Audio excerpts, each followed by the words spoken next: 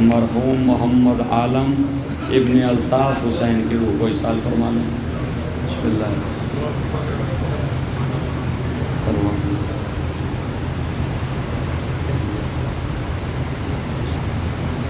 اهدنا الصراط المستقيم.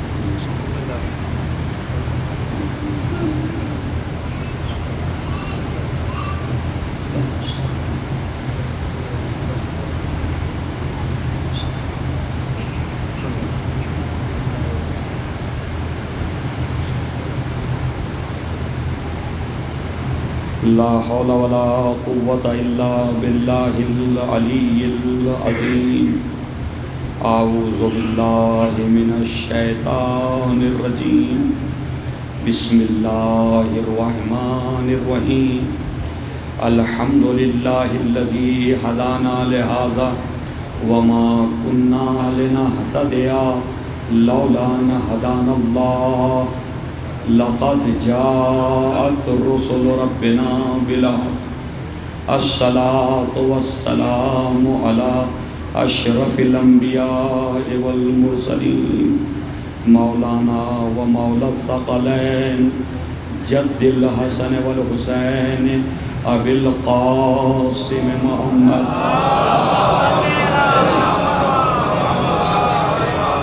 الصلاة والسلام علی اہل بیتہ الطیبین الطاہرین المعصومین المظلومین المنتجبین المنتخبین.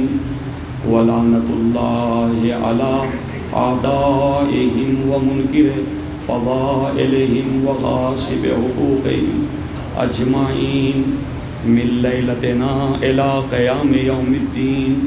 اما بعد فقد قال امام الحسین علیہ الصلاۃ والسلام فی وصیتہ لأخیہ محمد بن الحنفیہ.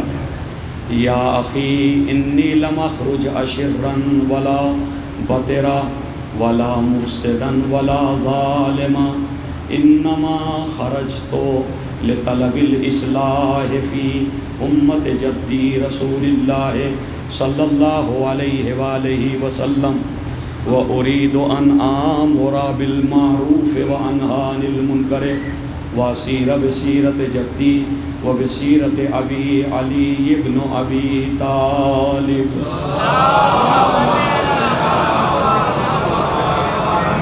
عزیزان گرامی، آج کی یہ مجلس اس خمسہ مجالس کی آخری مجلس ہے، اور اس سے پہلے کی مجالس کے معروضات اور گزارشات آپ کے اذہان عالیہ میں ہوں گے. گفتگو ہو رہی تھی امام حسین علیہ السلام کے وصیت نامے کے ان بابرکت جملوں پر کہ جس میں امام حسین علیہ السلام نے کربلا جانے سے پہلے کربلا کے مقاصد اور اہداف کو پوری انسانیت کے سامنے اس وصیت کے طور پر رکھا کہ کربلا جانے کا ہدف کیا ہے، مقصد کیا ہے. اب مجھے دہرانے کی ضرورت نہیں ہے، کئی بار ترجمہ پیش کر چکا ہوں. بس مختصر کرتے ہوئے کہ نہ شر پھیلانے کے لیے نکل رہا ہوں، نہ بغاوت مقصود ہے، نہ ریاکاری مقصود ہے، نہ فتنہ و فساد مقصود ہے، نہ کسی پر ظلم کرنا مقصود ہے. تو ان ساری چیزوں سے امام حسین علیہ السلام نے انکار فرما دیا اور اپنا ایک ہدف قرار دیا. اور یہ وہ ایسا کلمہ ہے انما جو ماشاءاللہ کیونکہ فائز صاحب کی 10 منٹ 15 منٹ کی تقریر، اور یقین جانیے کہ ایک شاعر کی، ایک خطیب کی، ایک عالم کی تنقیدی نظر ہونا بہت ضروری ہے، کیونکہ تنقید ہی تعمیر کرتی ہے. صلاۃ پڑھیں محمد وعلی محمد.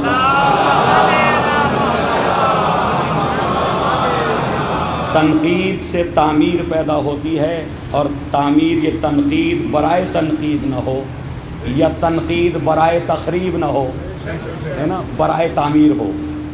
جی تو لہٰذا تنقیدی نظر ہونا بہت ضروری ہے. لہٰذا اس تنقیدی نظر کو آپ سراہیے. یقین جانیے کہ نقاد اب قوم میں نہ ہونے کے برابر ہے. نہ نقاد ادب موجود ہیں، نہ نقاد شعر موجود ہیں، نہ نقاد خطابت موجود ہیں. جی اب نقاد نہیں ہیں، سب جو ہیں ایک دوسرے کی تقلید کرتے ہوئے، اچھا انہوں نے یہ کہا تھا تو میں تھوڑا سا ادھر سے بچا کے یوں کہہ دوں گا، صحیح ہے نا؟ صلاۃ پڑھے محمد والے محمد والے، یہ ہو رہا ہے، ایسے ہی ہے نا؟ زمین غالب کی ہے، ذوق کی ہے، جگر کی ہے، الفاظ کہیں اور سے مل گئے ہیں، صحیح ہے، اور وہ شعر اپنا ہو گیا، مفہوم کسی کا، لفظ کسی کا، صحیح ہے، اور وہ سب کو ملا جھلا کر کے، صحیح ہے، خیال کسی کا، فکر کسی کی، شعر میرا۔ صلاۃ پڑھے محمد والے محمد۔ اور اس میں ایک المیہ اور پیدا ہوا، اور وہ یہ کہ جی ترنم جب سے آیا، معاف کیجئے گا فائز صاحب، آپ نے بھی ترنم میں پڑھ دیا تھا، تو ترنم جب سے آیا تو ترنم نے اور اس میں چار چاند لگا دیے کہ چاہے مصرع ردیف و قافیے کے اعتبار سے پورا ہو یا نہ ہو، ترنم سے کھینچ کے پورا کر لو۔ میں نے صلاۃ پڑھے محمد والے محمد والے۔ تو ایسا ہے یا نہیں ہے؟ ترنم سے کھینچ کے پورا کر لو اس کو، صحیح ہے؟ تو عزیزان گرامی یہ مسائل ہیں، واقعاً ہیں، اور اس پہ شعراء کرام کو اور شعر بھی انہی افراد کو کہنا چاہیے کہ جو شعر کہنے کی جن کے اندر صلاحیت ہے، اس لیے کہ آپ کا ایک شعر کسی نوجوان کی فکر کو چینج کر سکتا ہے۔ اگر شعر صحیح ہے تو فکر صحیح رخ پہ چلی جائے گی، اور شعر غلط ہے تو فکر غلط رخ پہ چلی جائے گی۔ تو ذمہ دار شاعر ہوگا کہ اس نے کس انداز میں اس فکر کو پیش کیا۔ اس سے پہلے میں بھی تنقید کر چکا ہوں 2-3 شعروں پر، اب میرا یہاں وہ کوئی اب اس کی ضرورت نہیں ہے، بس یہ کہ یہ ایک جو جذبہ ہے فائز صاحب کا، یہ جذبے کو سراہنے کی ضرورت ہے، اور یہ جذبے کو سراہنے کی ضرورت ہے۔ اور اب تو کچھ ایسا آ گیا کہ وہ کہا تھا کبھی راحت اندوری نے ایک شعر کہا تھا، وہ میرے ذہن میں آیا جناب کے اس سے تنقیدی کلام سے کہ جی میرے کاروبار میں سب نے میری امداد کی، میرے کاروبار میں سب نے میری امداد کی۔ ایک بار صلاۃ پڑھیں محمد والے۔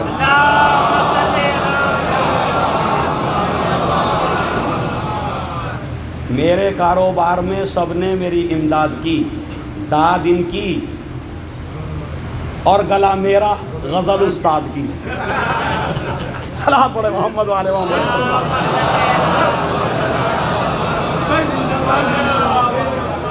داد ان کی اور گلا میرا غزل استاد کی۔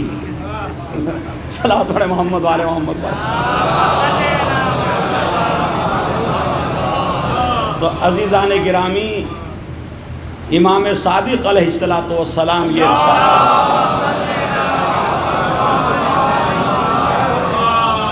من قال فینا بیتن، یہ حدیث ہے امام کی، من قال فینا بیتن، جس نے ہماری مدح میں، ہمارے قصیدے میں، ہماری تعریف میں ایک شعر کہا، بن اللہ لہ فی الجنت بیتن، خداوند عالم نے اس کے لیے جنت میں گھر تیار کر دیا۔ اور یہ ذرا ایک شعر ایک گھر بنا رہا ہے جنت میں، بشرطے کہ شاعر مومن بھی ہو،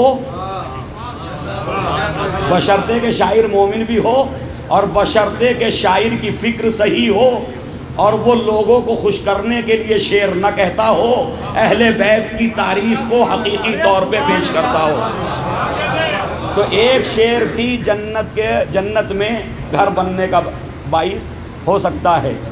ایسے ہی ہے نا؟ تو عزیزان گرامی، جو کچھ کرنا ہے وہ اخلاص کے ساتھ کیجیے، خلوص کے ساتھ کیجیے۔ اسی لیے شعراء کرام کی اتنی اہل بیت علیہم الصلوۃ والسلام نے حوصلہ افزائی فرمائی، چاہے وہ منہال ابن عمرو ہوں، چاہے وہ دبل خزائی ہوں، چاہے وہ فرزدق ہوں، صحیح ہے؟ یہ وہ شعراء تھے کہ جنہوں نے کبھی لالچ کے لیے شعر نہیں کہے، بلکہ محمد و آل محمد کی معرفت رکھتے ہوئے شعر کہے، اور ان کے حق کو دنیا کے سامنے بیان فرمایا۔ تو عزیزان گرامی، ان مسائل پہ ہمیں نظر رکھنے کی ضرورت ہے۔ ایک بار سب مل کے صلوات پڑھنے محمد و آل محمد۔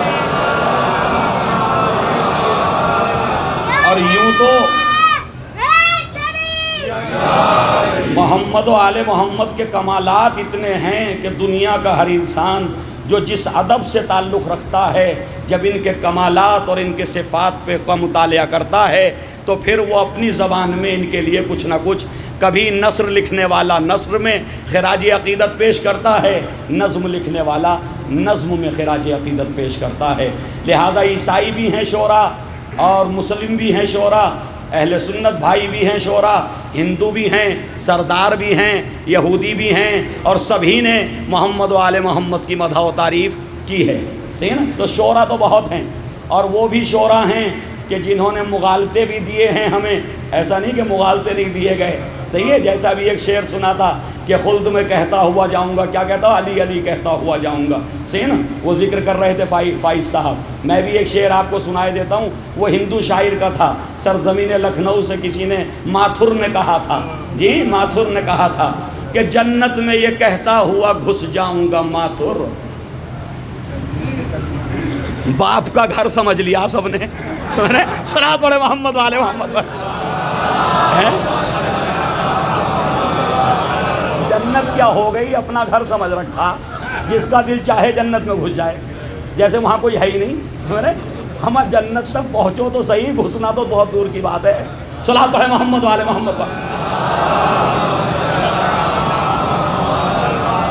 جنت میں یہ کہتا ہوا گھس جاؤں گا ماتھر، شبیر کے قدموں کے نشان ڈھونڈ رہا ہوں، صحیح نا؟ اب یہ تنقید کر رہا تھا، اس لیے مجمع نے داد نہیں دی۔ یہ تنقید سمجھ گیا مجمع کہ ابھی تنقید ہو رہی، صحیح نا؟ ورنہ یہ مجمع ابھی نعرے لگا دیتا کہ کتنا اچھا شعر کہہ دیا ماتھر نے، جی۔ تو بھائی شعر کو سننے کا ذوق تو ہو، ہیں؟ یہ تو پتہ ہو کہ جنت میں کون جائے گا، کون نہیں جائے گا، کیوں جائے گا، جنت میں جانے کے اسباب کیا ہیں، صحیح نا؟ راستہ کون سا ہے جنت میں جانے کا، تو یہ سب چیزیں سمجھنے کی ضرورت ہے۔ اب وہ کہہ رہا میں یہ کہتا ہوا گھس جاؤں گا، وہاں رضوان کھڑے ہیں، انہیں بھی دھوکہ دے رہا، وہاں رضوان جنت کھڑے ہیں دروغہ کی شکل میں، انہیں بھی دھوکہ دے رہا، کہہ رہا یہ کہتا ہوا گھس جاؤں گا کہ شبیر کے قدموں کے نشان ڈھونڈ رہا ہوں۔ دیکھیے کس طرح مغالطہ دیا جاتا۔ ارے خداوند عالم نے وہاں تو عالم نور میں رکھا تھا، تو وہاں قدموں کے نشان آئیں گے کہاں سے؟ جہاں عالم نور میں تھے وہاں قدموں کے نشان بنیں گے کہاں سے؟ قدموں کے نشان بنانے کے لیے روئے زمین پہ بھیجا تھا، تو پہلے یہاں تلاش کر لے، جب مل جائیں تو اس راستے پہ چل، پھر جنت تک پہنچ جائے گا۔ صلوات پڑھے محمد والے محمد۔ ارے یہاں تلاش ہو، پہلے یہاں تلاش کر لے نقش قدم، جب تجھے یہاں نقش قدم مل جائیں تو پھر اس نقش قدم پہ زندگی گزار۔ یہاں سے راستہ طے کرنا پڑے گا جنت کا، وہاں نہیں۔ جنت کا راستہ یہاں سے طے ہوتا، وہاں شروع نہیں ہوتا۔ جنت میں وہی جائے گا کہ جو دنیا میں جنت کا راستہ طے کر رہا ہوگا۔ جو دنیا میں جنت کا راستہ طے نہیں کرے گا، وہاں کوئی راستہ جنت کے لیے نہیں ہے۔ اسی لیے آپ کے مولا نے فرما دیا الدنیا مزرعۃ الآخرہ، دنیا آخرت کی کھیتی ہے، بوگے یہاں تب وہاں فصل ملے گی۔ صلوات پڑھے محمد والے محمد۔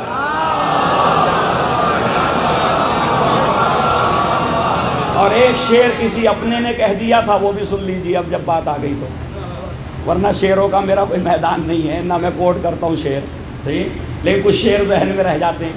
ایک کسی اپنے نے کہہ دیا تھا، اسی مجمع میں سے کوئی ہوگا، مجھے تو نام بھی نہیں معلوم، جی، کہ اپنی جنت کو ابھی اور سجا لے رضوان، جی، اپنی جنت کو، کس کی جنت ہے وہ؟ رضوان کی ہے یا خدا کی؟ جی، کس کی جنت ہے وہ؟ رضوان مالک ہے اس کا یا اللہ مالک ہے؟ تو اللہ کے حکم سے سجی ہوگی یا رضوان نے اپنی خواہش سے سجا دی؟ بھائی اللہ کے حکم سے سجائی نا رضوان نے، اپنی خواہش، اپنی تمنا، اپنی، اللہ کی جنت ہے، رضوان کا تو کچھ ہے نہیں نا۔ رضوان تو دروازے پہ کھڑا رہے گا، تو بیچارہ جنت میں بھی نہیں۔ سنا پڑے محمد والے محمد، وہ تو دروازے پہ کھڑا خادم کی شکل میں، تو کہا جا رہا کہ اپنی جنت کو ابھی اور سجا لے رضوان۔ اس سے اچھا تو میرے گھر کا عزا خانہ ہے.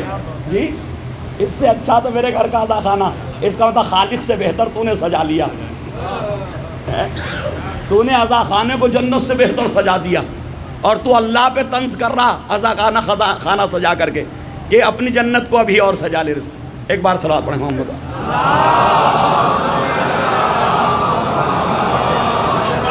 تو عزیزان گرامی یہ اشعار ایسے ہیں کہ جس میں کہیں نہ کہیں کفر جھلکتا ہے. صحیح ہے بھئی, جنت سے بہتر سجی ہوئی چیز اور کیا ہو سکتی ہے؟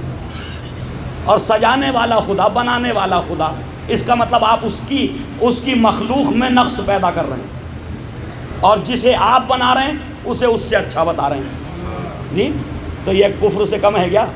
بس اس کو سمجھنے کی ضرورت ہے کہ ہم کیا کہہ رہے ہیں. شعر میں ہم پہنچانا کیا چاہتے ہیں؟ مقصد کبھی اہل بیت نے اللہ کے نام کو اور اللہ کی صفات کو اس میں جو ہے کسی طرح کی کمپرومائز نہیں کیا کہ جس کا جو دل چاہے وہ اللہ کے سلسلے میں خیالات پیدا کر دے. ایسا نہیں ہے.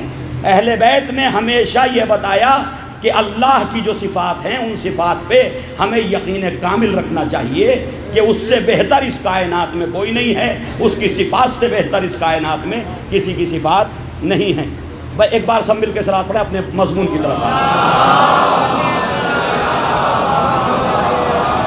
تو عزیزان گرامی, آج حضرت جناب امام زین العابدین علیہ السلام کی شہادت کی تاریخ ہے.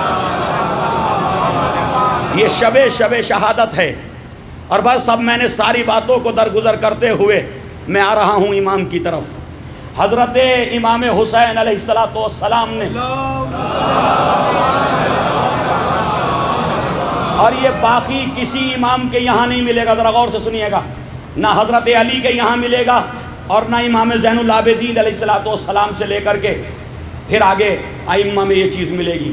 صرف اور صرف امام حسین علیہ السلام کی یہ خصوصیت ہے کہ خداوند عالم نے حضرت امام حسین علیہ السلام کو 6 اولادیں عطا فرمائیں. کتنی اولادیں؟ 6 اولادیں عطا فرمائیں. بعض روایات میں 7 ہیں. کوئی ایسا نہ ہو کہ کسی نے پڑھ رکھی ہو اور وہ یہ کہہ دے کہ مولانا کو شاید اس پہ نظر نہیں تھی. نہیں, نظر اس پہ بھی ہے, صحیح ہے, لیکن جو معتبر روایات ہیں, معتبر روایات میں خداوند عالم نے امام حسین علیہ السلام کو 6 اولادیں عطا کی. ان 6 میں 3 بیٹے تھے اور 3 بیٹیاں. 3 بیٹے اور 3 بیٹیاں. بیٹیاں تینوں کے نام بیٹیوں کا اپنی ماں جناب فاطمہ زہرا سلام اللہ علیہا کے نام پر رکھے. اپنی والدہ ماجدہ جناب فاطمہ زہرا سلام اللہ علیہا کے نام پر رکھے. تینوں بیٹیوں کے نام. بڑی بیٹی, ذرا بولیے نیچے سے, فاطمہ کبریٰ. عربی میں کبریٰ کا مطلب ہی بڑا ہے, صحیح نا. تو بڑی بیٹی فاطمہ کبریٰ, چھوٹی بیٹی فاطمہ صغریٰ, بیچ میں ایک بیٹی ہیں, ان کا نام کیا ہے؟ فاطمہ رقیہ. جائیے شام میں مزار بنا ہے جناب رقیہ سلام اللہ علیہا کے نام سے. وہاں سکینہ کے نام سے لوگ نہیں پہچانتے. عربوں میں سکینہ کے نام سے نہیں پہچانتے جناب سکینہ کو. جی رقیہ, فاطمہ رقیہ. تو تینوں کے نام اپنی والدہ کے نام پر رکھے. کیوں ضرورت پڑ گئی؟ باقی کسی امام نے ایسا نہیں کیا, کسی معصوم نے ایسا نہیں کیا کہ اپنی ساری اولادوں کے نام اپنے والدین کے نام پہ رکھ دیے ہوں. صرف اور صرف حضرت امام حسین علیہ السلام نے اپنی تینوں بیٹیوں کے نام اپنی والدہ کے نام پہ رکھے. کیوں؟ اس وقت جو ہے جناب زہرا سے حسد کرنے والوں کی تعداد اچھی خاصی تھی. اور کیجیے گا, جو قریب ہی گزری تھے, قریب ہی کی تاریخ تھی, صحیح ہے نا. بس یہ بات پہنچ گئی. قریب ہی کی تاریخ تھی جس وقت امام حسین علیہ السلام کے یہاں اولاد ہو رہی تھی. اس زمانے میں ایسے لوگ موجود تھے, ایسی خواتین موجود تھیں, اب تو پہنچیں گے, ایسی خواتین موجود تھیں. اور کیجیے, جو لفظ فاطمہ سے حسد کرتی تھیں, جناب زہرا کے نام سے حسد کرتی تھیں, جن کی تمنا اور آرزو یہ تھی اے کاش یہ وجود نہ ہوتا. جی یہ نہ ہوتی, اگر یہ نہ ہوتی تو ہم بھی کچھ ہوتے. اور کیجیے گا صلاۃ ہے محمد والے محمد پر. قریبی کا مسئلہ بالکل قریب, تاریخ کے بالکل قریبی مسائل ہیں. ٹھیک، تو لہٰذا جناب فاطمہ زہرا کے نام پہ رکھے کہ حسد کرنے والوں کا حسد کامیاب نہ ہو سکے، وہ مٹانا چاہتے تھے، ہمارے مولا اس نام کو بچانا چاہتے تھے، تو نام رکھا فاطمہ کبریٰ، فاطمہ صغریٰ، فاطمہ رقیہ۔ انہی فاطمہ رقیہ کو پیار میں سکینہ کہتے تھے، عربی میں لفظ سکینہ ہے اور اردو میں سکینہ ہو گیا ہے، صحیح نا، سکون دینے والی، صحیح ہے۔ تو لہٰذا یہ 3 بیٹیاں، اب 3 بیٹے امام کے، امام حسین صلی اللہ علیہ وسلم کے، ان کے نام بھی بالکل ویسے ہی ہیں جی جی، ذرا بولیے نیچے سے، علی اکبر، علی الاوسط۔ امام زین العابدین علیہ السلام کا نام کے ساتھ کیا ہے؟ علی الاوسط، بیچ والے علی، غور سے سنیے گا ذرا، علی الاکبر، علی الاوسط، علی الاصغر۔ علی الاصغر کس کا نام ہے؟ عبداللہ رضی۔ عبداللہ رضی کیوں کہا گیا اس بچے کو، اس شہزادے کو؟ اس لیے کہا گیا کہ ابھی دودھ پی رہے تھے، دودھ پینے والا اللہ کا بندہ، عبداللہ اللہ کا بندہ، ریز واد یہ عین، رضی، رضی دودھ پینے والا۔ ذرا یہ بھی باتیں نوجوانوں کے اذہان میں رہیں، صحیح نا، عبداللہ رضی یعنی علی اصغر کا دوسرا نام تاریخ نے لکھ دیا عبداللہ رضی، یعنی دودھ پینے والا اللہ کا بندہ جی، یہ ترجمہ ہوگا اس کا۔ تو یہ تینوں کے نام اپنے باپ کے نام پر رکھے۔ اب ذرا غور سے سنیے گا، امام زین العابدین علیہ السلام، اچھا یہ روایت اب جو میں بیان کر رہا ہوں، یہ روایت اہل تشیع کی نقل کردہ نہیں ہے، یہ ہمارے طریقے سے نہیں آئی ہے، یہ روایت علماء اہل سنت نے اپنی کتابوں میں لکھی ہے۔ لہٰذا جب اہل سنت کی لکھی ہوئی روایات کو، نقل کردہ روایات کو سنا جائے تو اسی ذہن سے سنا جائے کہ جو ذہن اہل سنت کا ہے۔ اگر آپ اپنے ذہن سے اس روایت کو سنیں گے تو اس روایت میں بہت سی کمزوریاں نظر آئیں گی، بہت سے اشکال اور بہت سے اعتراضات نظر آئیں گے۔ اور تاریخ کو جب بھی پڑھیے تو تاریخ کے اعتبار سے پڑھیے، غور کیجیے گا، وہ اس کے باقی مسائل جو ہیں وہ بعد میں حل کریں گے، پہلے جو روایت جیسے ویسے بیان ہو جائے پھر اس پہ ہم اس کی جو ہے وہ شرح کریں۔ صلاۃ پڑھیں محمد وآل محمد پر۔ اب ذرا غور سے سنیے، روایت یہ کہتی کہ ایک روز امام زین العابدین علیہ السلام مدینے کی ایک گلی سے گزر رہے تھے، مدینے میں ایک گلی سے گزر رہے تھے، ادھر سے امام جا رہے تھے، ادھر سے مروان ابن حکم آ رہا تھا۔ مروان ابن، جس کا کل ذکر ہو چکا کافی دیر، ملعون ہے لسان رسول میں، یہ آ رہا تھا تو اس نے پوچھا شہزادے تمہارا نام کیا ہے؟ روایت اہل سنت کی، ذرا غور سے سنیے گا، شہزادے تمہارا نام کیا ہے؟ امام نے فرمایا علی ابن الحسین، میں علی ہوں، حسین کا بیٹا ہوں، میں علی ہوں، حسین کا بیٹا ہوں۔ ایک مرتبہ مروان نے کہا نہ جانے تمہارے باپ کو کیا ہو گیا ہے، نہ جانے تمہارے باپ کو کیا ہو گیا ہے کہ ہر بیٹے کا نام علی رکھ دیتے ہیں۔ دیکھیے حسد کا اظہار ہو رہا ہے کہ نام علی سے کتنی تپش ہے لوگوں کو، کتنا حسد ہے کہ تمہارے بابا کو کیا ہو گیا کہ ہر بیٹے کا نام علی رکھ دیتے ہیں۔ تو اب روایت یہ کہتی کہ شہزادہ خاموش ہو کر کے گھر چلا گیا۔ تو کیونکہ اہل سنت کی روایت ہے، ان کے یہاں ہمارے ائمہ معصوم نہیں ہیں، اللہ کی طرف سے منتخب کیے ہوئے نہیں ہیں، تو وہ تو یہی سمجھیں گے بچہ تھا جواب نہیں دیا گیا ہوگا۔ لیکن عزیزان گرامی، ہمارا عقیدہ تو کچھ اور ہے، وہ معصوم ہی کیا جو کسی ناہنچار کے سوال کا جواب نہ دے۔ صلاۃ پڑھیں محمد وآل محمد پر۔ تو یقیناً امام نے کوئی نہ کوئی جواب دیا ہوگا، یقیناً امام نے کوئی نہ کوئی جواب دیا ہوگا، اور جواب یقیناً چبھتا ہوا ہوگا جی، جواب یقیناً چبھتا ہوا ہوگا بنو امیہ کے لیے، لہذا اس کو پردے میں ڈال دیا کہ اسے چھپا دو، باقی گفتگو رکھ دو، صحیح نا۔ اب وہ کہتے ہیں کہ اب آگے روایت بڑھتی کہ جب امام زین العابدین علیہ السلام اپنے گھر پہنچے تو جناب امام حسین سے جا کے اس کا ذکر کیا، بابا آج مروان راستے میں ملا تھا، اس نے یہ سوال کیا، میرا نام پوچھا، میں نے اسے جواب دیا، میرا نام علی ابن الحسین ہے۔ تو اس نے کہا تمہارے باپ کو کیا ہو گیا؟ سب کے نام علی رکھ دیتے ہیں۔ تو امام نے کہا بیٹا اگر دوبارہ ملے،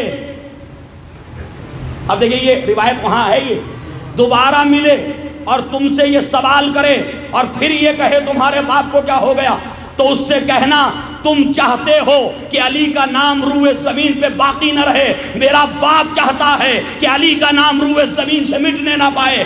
اگر ہم 3 نہیں، اگر میرے باپ کو خدا 40 بیٹے دیتا تو 40 کے 40 کے نام علی رکھ دیتا۔ صلاۃ پر محمد و آل محمد۔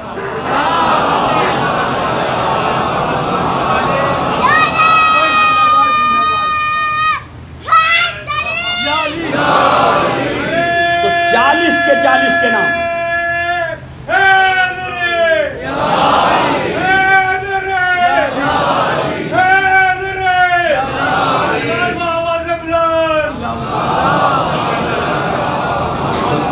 کے 40 کے نام علی رکھ دیتا، میرا مولا سب کے نام میرے مولا علی رکھتے۔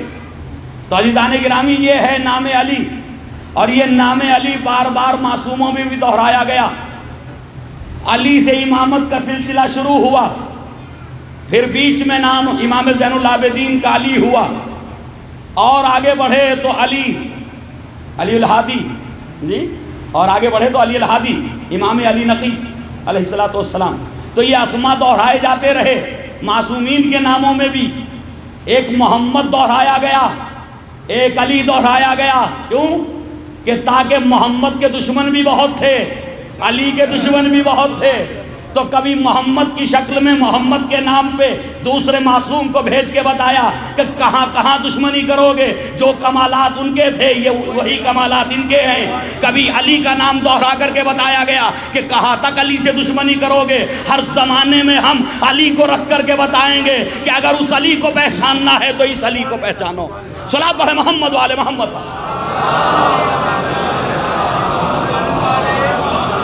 اب آئیے، کربلا کا واقعہ ہو گیا، ذرا جلدی میں عرض کر رہا ہوں، کربلا کا واقعہ ہو گیا۔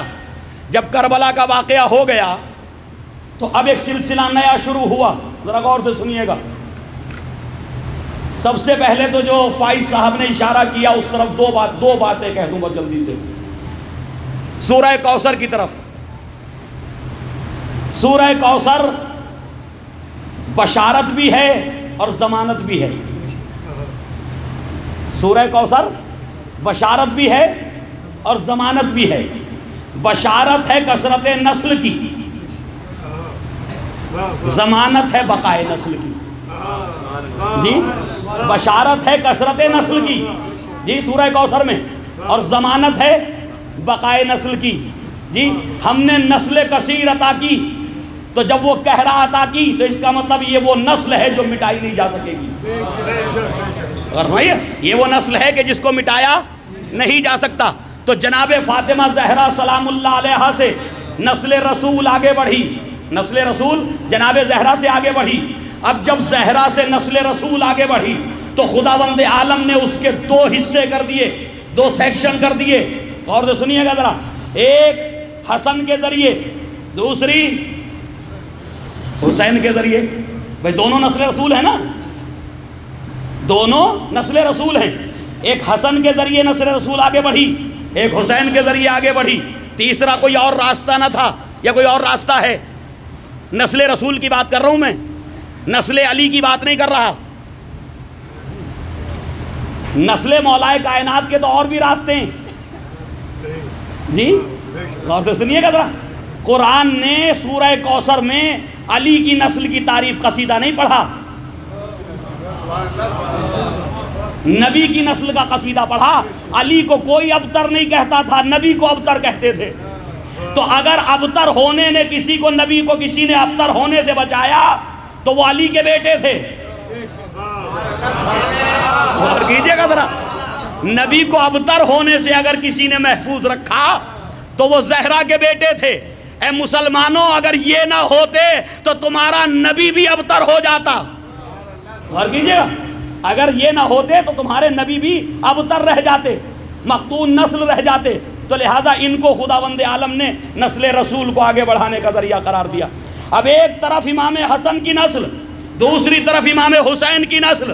پھر ایک مرتبہ قرآن نے چیلنج کر دیا، لو تم کل ہمارے نبی کو ابتر کر دینا چاہتے تھے، ہمارے حبیب کو مختون نسل قرار دے دینا چاہتے تھے، تان و تشنیع کر رہے تھے، یہ سب ہو رہا تھا نا، لو ایک موقع اور دیتے ہیں، تم اپنی ساری نسلوں کو جو تانے دے رہے تھے ان سب کی نسلوں کو اکٹھا کرو،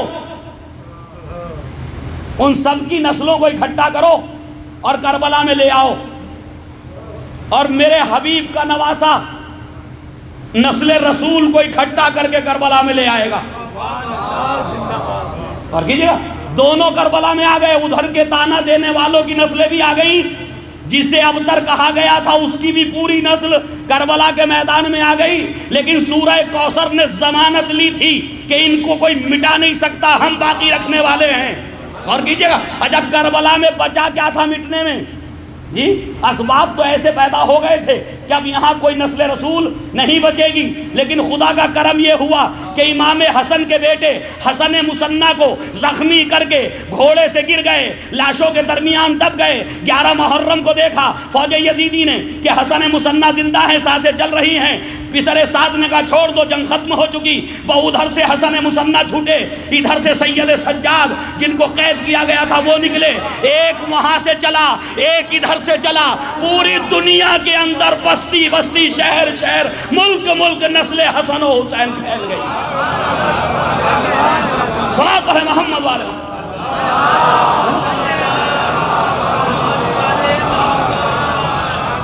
جی، دونوں حصوں کو بچایا خدا نے یا نہیں بچایا؟ ایک نہیں، دونوں بچائے۔ امام حسن مصنع کی اولاد آج ایران میں موجود ہے، بڑے بڑے علماء، جید علماء ان کی اولاد میں پیدا ہوئے، حسنی سادات میں، جنہیں تبا تبائی کہا جاتا، تبا تبائی، وہ آج موجود ہیں ایران کے اندر۔ کس کی نسل سے؟ حسن مصنع کی۔ کس کے بیٹے ہیں حسن مصنع؟ امام حسن مجتبیٰ کے، یعنی وارث نسل رسول ہیں۔ اور کیجئے گا، اور دوسری طرف ایک بیمار جو کربلا میں تھا، بھئی یہیں رک کر کے ذرا غور سے سنیے گا، یزید نے 12 یا 14 بیٹے چھوڑے۔ یزید نے مرتے وقت 12 یا 14 بیٹوں کی روایت ہے، 12 یا 14 بیٹے چھوڑے۔ امام حسین نے ایک بیٹا چھوڑا کربلا کے میدان میں۔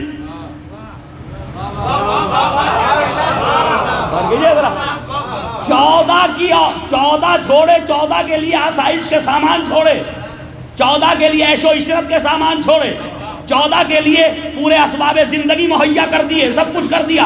امام نے ایک چھوڑا، قید کی حالت میں چھوڑا، اور کیا ذرا بیماری کی حالت میں چھوڑا، لیکن خدا کی قسم جس کی قرآن ضمانت لے لے اسے کوئی مٹا نہیں سکتا، اور جسے قرآن ابتر کہہ دے اس کی نسل کو کوئی بچا نہیں سکتا۔ صلاۃ ہے محمد والے محمد۔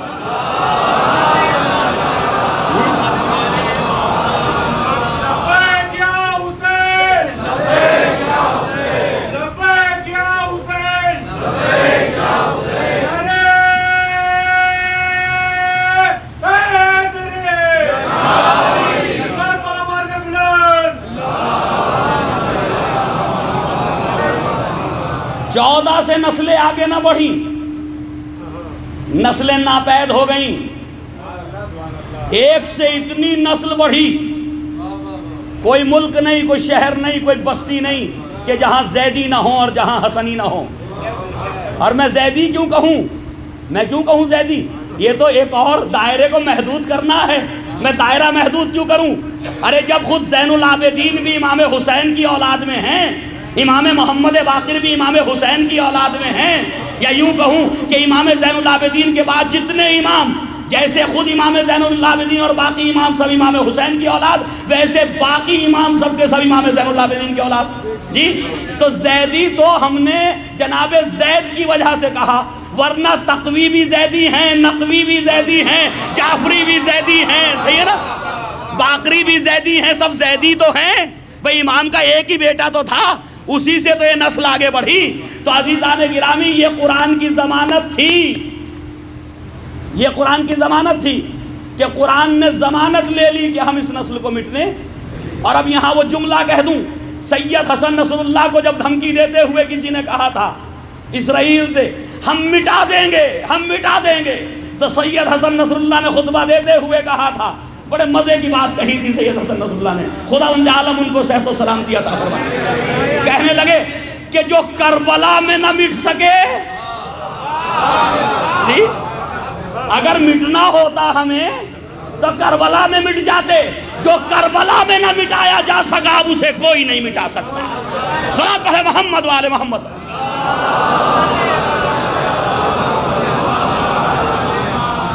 تو یہ کربلا کے بچے ہوئے لوگ ہیں, یہ تلواروں کے بچے ہوئے لوگ ہیں, یہ شہادتوں سے بچے ہوئے لوگ ہیں. ان کو اب کوئی مٹا نہیں سکتا جی, انہیں نہیں مٹا سکتا اب کوئی. تو عزیزان گرامی, امام زین العابدین علیہ السلام کربلا کے بعد خدا نے پھر ایک اہتمام فرمایا. نسل رسول کو آگے بڑھانے کے لیے ایک علی, فرمائیے ذرا کیا کہنا ہے, سبحان اللہ. جب ابتر کے تانے دیے جا رہے تھے, جب مختون نسل کہا جا رہا تھا, تو نبی کی نسل کو, اپنے محبوب کی نسل کو آگے بڑھانے کے لیے ایک علی اور ایک فاطمہ کو ذریعہ بنایا تھا. ایک علی اور ایک فاطمہ کو ذریعہ بنایا تھا. پتا چلا کہ جب جب نسل رسول پہ خطرہ پیدا ہوگا تو علی اور فاطمہ ہی ہوں گے. اور کیجئے ذرا, علی اور فاطمہ ہی ہوں گے جو نسل رسول کو آگے بڑھائیں گے. جب کربلا میں کوئی نہ بچا, یہ دو افراد رہ گئے, تو پھر خداوند عالم نے ایک علی اور ایک فاطمہ کا اہتمام کیا. علی حسین کی اولاد سے آئے اور فاطمہ حسن کی اولاد سے آئیں. غور کیجئے ذرا, امام زین العابدین کی زوجہ کا نام کیا ہے؟ فاطمہ. فاطمہ بنت امام حسن علیہ السلام. تو پھر علی و فاطمہ کو ملایا. غور کیجئے ذرا, پھر علی و فاطمہ کو ملایا. جب پہلی مرتبہ نبی کی نسل خطرے میں آئی تو علی و فاطمہ ملے. جب دوبارہ نسل خطرے میں آئی تو پھر علی و فاطمہ ملائے گئے. صلوات پڑھے محمد والے محمد.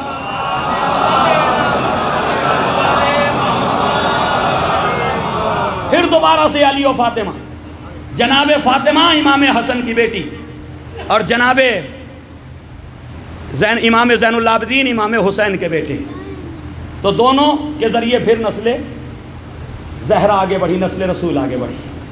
عزیزان گرامی, اسی لیے میں اپنے بچوں کے لیے عرض کر رہا ہوں یہ بات. ہمارے پانچویں امام ایک ایسے امام ہیں 12 میں, پانچویں ایک ایسے امام ہیں 12 میں کہ جن کے ہر طرف عصمت کا رشتہ, ہر طرف رشتہ عصمت میں پیوست ہیں. کسی امام کا نانا معصوم نہیں ہے. ددیحال تو سب کے معصوم ہیں, لیکن ننیحال صرف امام محمد باقر علیہ السلام کا معصوم ہے, کسی اور کا معصوم نہیں ہے. یہ ہمارے بچوں کو یاد رکھ, صلوات پڑھیں محمد والے محمد. عزیزان گرامی, امام زین العابدین علیہ السلام کی عمر مبارک کربلا کے میدان میں جو لکھی مورخین نے, وہ 22 سال یا 23 سال, 22 یا 23 سال. اس 22 یا 23 سال کی ایج میں, اس عمر مبارک میں حضرت امام زین العابدین علیہ السلام کا جلال اور شجاعت وہ تھی کہ جب پہلی نظر لشکر یزیدی پہ پڑی, سید سجاد کی پہلی نظر لشکر یزیدی پہ پڑی جو لشکر جمع ہو چکا تھا, تو ایک مرتبہ میرے مولا نے امام حسین کے سامنے جملہ کہا, بابا یہ لشکر ہے ہی کتنا. اور کیجئے ذرا, یہ لشکر ہے ہی کتنا, اسے تو ایک سید سجاد کافی ہے. لیکن یہ مصلحت الہی تھی کہ سید سجاد کو میدان جنگ میں نہیں آنا تھا, نسل امامت کو بچانا تھا. لہٰذا وہ وقتی طور پہ جو ہے بیماری کا جو ذکر ہے, اور میں اپنے نوجوانوں سے, اپنے نوحہ نگاروں سے اور مرثیہ نگاروں سے ایک بات پہنچانا چاہتا ہوں آج اس منبر سے. اگر تلخ نہ گزرے, اگر کسی کو تلخ لگے تو مجھے معاف کیجئے گا, میری ذمہ داری ہے جو میری سمجھ میں آ رہا وہ پہنچا دوں. یاد رکھیے کہ نوحوں میں بہت سے القاب ہیں امام زین العابدین علیہ السلام کے. جی, ان القاب میں سے آپ ذکی کا استعمال کر سکتے ہیں, سجاد کا استعمال کر سکتے ہیں, آپ زین العابدین کا استعمال کر سکتے ہیں, سید الساجدین کے لقب کا استعمال کر سکتے ہیں. بہت ہے نا القاب, القاب کی کوئی کمی تو نہیں ہے جی.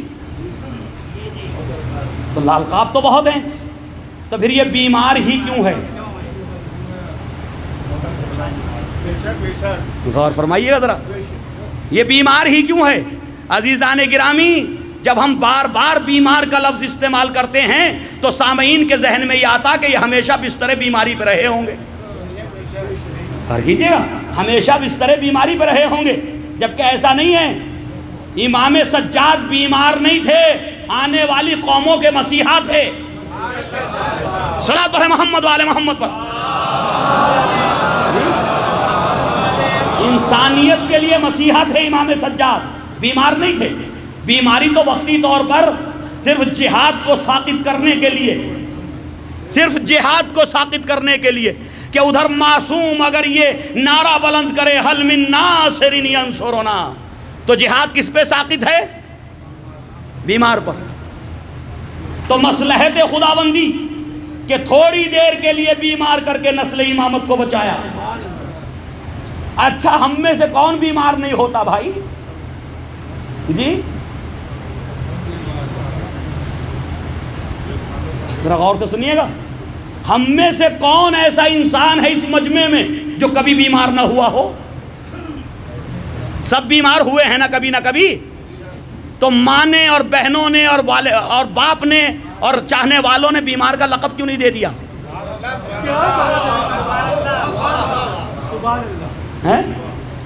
بھئی بیمار کا لقب کیوں نہیں ملا کسی کو آج تک؟ لوگ مہینوں مہینوں ہاسپٹلائز ہو جاتے ہیں، گھر کے لوگ صحیح ہونے کے بعد بیمار نہیں کہتے، یا کہتے ہیں ہائے میرا بیمار ہے. تو عزیزان گرامی تھوڑا سا اس طرف بھی توجہ رکھیے کہ امام مصلحتاً بیمار تھے، مصلحت تھی. تو جب ہم کسی بیمار ہونے والے کو بیمار کا لقب نہیں دیتے تو پھر اپنے مولا جو مسیح انسانی ہو اس کو ہم کیسے بیمار کہہ سکتے ہیں؟ صحیح نا؟ لہذا امام کے لیے ان القاب کا استعمال نہ کیجیے. اور یہ ایک رسالے میں نکلا تھا، ذرا اس کو بھی سن لیجئے، تہران میں نکلا تھا انقلاب سے پہلے. اس کو شہید مرزا مطہری صاحب نے پیش کیا تنقید کے طور پر کہ ایک رسالے میں فرانس سے رسالہ نکلتا تھا، اس میں لکھا گیا کہ ہمیں قیادت کے لیے نہ شمر چاہیے، قیادت کے لیے نہ شمر چاہیے نہ خولی جیسے لوگ چاہیے. کیوں؟ ان کے پاس کسی حکم کو نافذ کرنے کی قوت تو ہے لیکن ان کے پاس لائحہ عمل نہیں ہے. یعنی ان کی نیتیں صاف نہیں ہیں، وہ نہ اپنے سے مخلص ہیں نہ انسانیت کے ساتھ مخلص ہیں. اور نہ ہمیں بیمار کربلا چاہیے. کیوں؟ کہ جی بیمار جو ہے کسی قوم کی قیادت نہیں کر سکتا. کس کے لیے کہا؟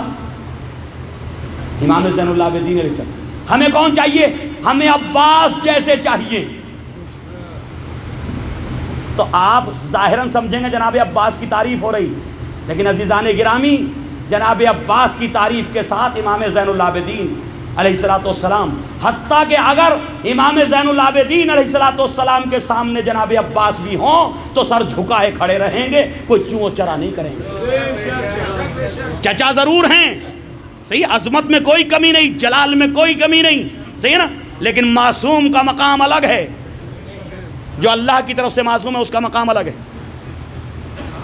جی. تو امام زین العابدین کے سامنے خود ولو چچا ہوں. اب آپ کہیں گے مولانا یہ کیسے ہو سکتا جس وقت دعوت ذوالعشیرہ ہوئی اور نبی کریم نے یہ ارشاد فرمایا کہ جس نے مجھے نبی مانا ہے، بس میں اعلان کر رہا ہوں کہ جو اس امر میں میری مدد کرے گا، میری ہیلپ کرے گا، وہ میرا وصی ہوگا، میرا جانشین ہوگا، میرا خلیفہ ہوگا. تو حضرت علی علیہ السلام کھڑے ہوئے. کھڑے ہونے کے بعد کہا انا یا رسول اللہ، اے اللہ کے رسول میں آپ کی مدد کروں گا، دین کو پھیلانے میں، دین کو بچانے میں میں مدد کروں. تو نبی کریم نے حضرت علی کے کاندھے پہ ہاتھ رکھا، ہاتھ رکھ کے فرمایا ھذا اخی ووصی وخلیفتی فیکم فاسمعوا لہ واطیعوہ. یہ جملے ہیں، ماشاءاللہ مولانا موجود ہیں، یہ جملے ہیں، پڑھ لیجیے خطبہ ذوالعشیرہ کہ امام نبی نے فرمایا یہ میرا بھائی ہے، یہ میرا وصی ہے، یہ میرا خلیفہ ہے، بس اس کی بات کو سنو اور اس کی اطاعت کرو. اس کی بات کو سنو اور اس کی اطاعت کرو. اب جب کفار و مشرکین نکلنے لگے تو مزاح کے طور پہ جناب ابو طالب سے کہتے جا رہے تھے لو سن لیا اپنے بھتیجے کا حکم. سن لیا اپنے بھتیجے کا حکم، اب اپنے بیٹے کی اطاعت کرو اور اپنے بیٹے کی بات مانو۔ تو جناب ابو طالب نے ایک جملہ کہا تھا کہ جو کچھ میرا بھتیجا کہہ رہا ہے وہ بالکل صحیح ہے۔ اور کیجئے گا ذرا، یعنی جناب ابو طالب نے اس پہ اعتراض نہیں کیا کہ میں باپ ہو کے بیٹے کی اطاعت کیوں کروں جی۔ تو یہ بھی ولی خدا ہی جانتا ہے کہ میں ولی خدا ہوں، وہ امامت کے منصب پہ فائز ہیں، لہذا میری ذمہ داری ہے کہ امامت کی اتباع کروں۔ صلاۃ علی محمد و آل محمد۔ تو عزیزان گرامی، جناب امام زین العابدین علیہ السلام بمختصر سے کچھ واقعات اور کچھ باتیں عرض کرنا ہے، جو گلا کام نہیں کر رہا۔ تو عزیزان گرامی، جناب امام زین العابدین علیہ السلام کربلا کے بعد جس طرح سے آپ نے زندگی گزاری، گریہ وزاری، مناجات، آہو بکا، لوگ سمجھتے ہیں کہ رونا بزدلی کی علامت ہے، رونا بزدلی کی علامت ہے، رونا اچھا نہیں ہے، انسان کو مرد کو زیب نہیں دیتا۔ لیکن عزیزان گرامی، اگر وہ رونا کسی مقصد اور کسی ہدف کے لیے ہو، اگر کسی مقصد اور کسی ہدف کے لیے ہو تو اس رونے میں بزدلی نہیں ہے، وہ رونا بھی شجاعت کی علامت ہے۔ امام زین العابدین علیہ السلام نے جتنا گریہ کیا شاید کسی نے اتنا گریہ نہیں کیا، لیکن اس گریہ کا ایک مقصد تھا، اس گریہ کا ایک ہدف تھا۔ وہ ہدف یہ تھا کہ کربلا کا پیغام اس رونے کے ذریعے پہنچ سکے۔ بنو امیہ نے ذکر محمد و آل محمد پہ پابندی لگائی ہوئی تھی، لوگوں کو ملنے پہ پابندی تھی، ان سے مل نہیں سکتے تھے، اس لیے میرے مولا نے گریہ کا سہارا لیا کہ گریہ سے تو کوئی نہیں روک سکتا، رونے سے تو کوئی نہیں روک سکتا، مناجات اور دعاؤں سے تو کوئی نہیں روک سکتا۔ اور یہ مناجات اور دعاؤں کا راستہ وہ تھا کہ جس نے ظالموں کی موجودگی میں ظالموں پہ لعنت کرتے رہے میرے مولا۔ اور ہو سکتا بہت سے تو ایسے بھی لاشعور ہوں گے جو پیچھے بیٹھ کے آمین کہتے ہوں گے۔ صلاۃ علی محمد و آل محمد پر جی۔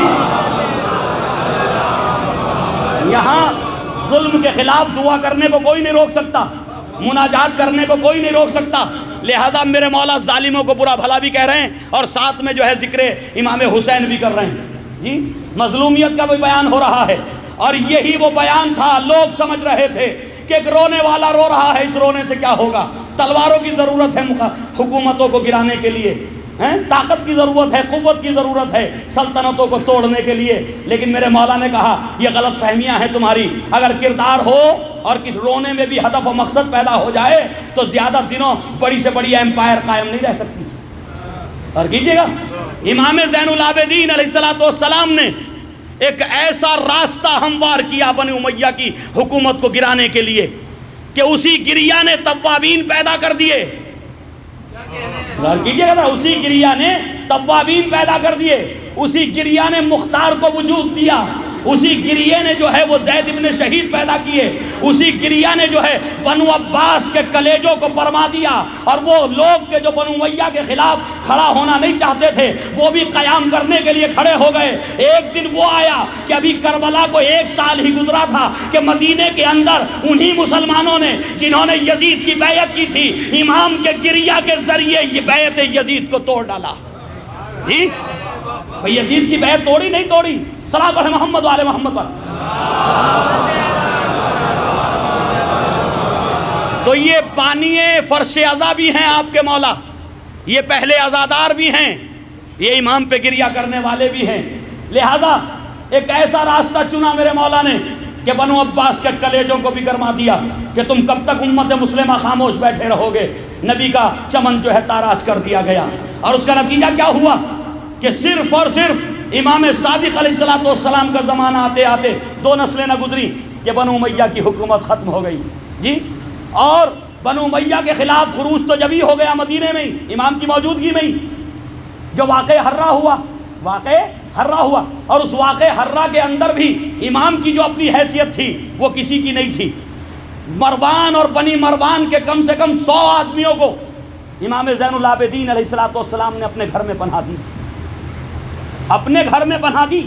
اور جب یہ بنو امیہ کی خواتین امام کے گھر سے نکلی، جب ان سے پوچھا گیا کہ تمہارا خیال کس طرح تمہارے آسائش اور تمہاری ذمہ داریوں کو کیسے پورا کیا، تو انہوں نے کہا اتنی آسائش تو ہم نے اپنے گھر میں نہیں دیکھی، جتنی ہم نے علی ابن الحسین کے گھر میں دیکھی جی۔ تو عزیزان گرامی یہ کوئی معمولی نہیں تھا گریہ، اس گریہ ہی نے بنو امیہ کی حکومت کو ختم کیا، اس فرش ازا ہی نے بنو امیہ کی حکومت کو ختم کیا۔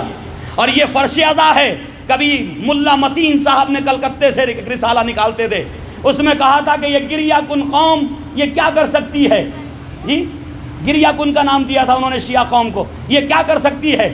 اما یہ گریہ کن قوم وہ کر سکتی ہے کہ جو 54 ممالک مسلمانوں کے نہ کر سکے جی، جو 54 ممالک مل کے نہ کر سکے، اس گریہ کن قوم کے ایک ملک نے وہ کر کے دکھا دیا۔